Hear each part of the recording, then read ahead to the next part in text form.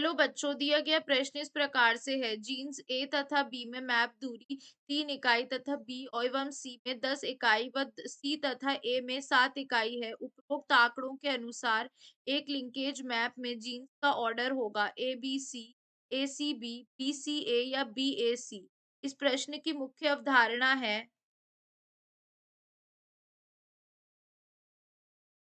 Gene map.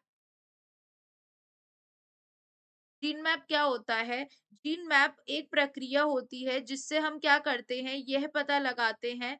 हम इसमें हम क्या करते हैं, जो जीन की हम जीन को स्थापित करते हैं,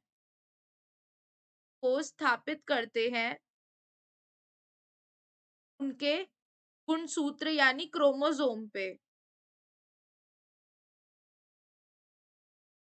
क्रोमोसोम पे, ठीक है? तो अब यहाँ पर अगर हम देखें, सबसे पहली चीज़ अगर हम जो यहाँ पर देखें जीन मैपिंग में हमें दे रखा है तीनों का, तो सबसे पहले यहाँ पर ए और बी के बीच का कितना दूरी दे रखा है?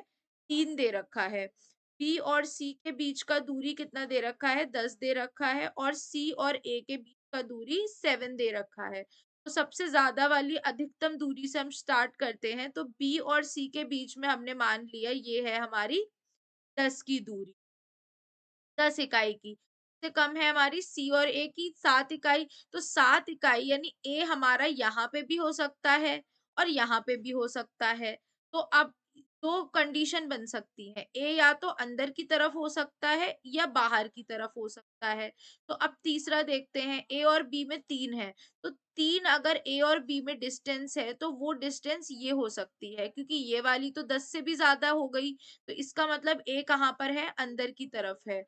तो इसको जब हम यानी ए कहाँ पर आ रहा होगा हमारा? यहाँ पर, तभी ये हमारी 3 इकाई ए के बीच में और सी और यहाँ पर बी और सी के बीच में 10 हो गई और सी और ए के बीच में हो जाएगी 7 इकाई हो जाएगी। यानी कि जो हमारा बना वो किस तरह से बन जाएगा? सबसे पहले बी आएगा, ए आएगा और उसके बाद क्या आएगा? सी आएगा। तो हमारा सही उत्तर क्या हो जाएगा? पहला गलत है, दूसरा गलत है, तीसरा गलत है, चौथा बिल्कुल सही है। आशा करती हूँ आपको समझ में आया होगा। धन्यवाद।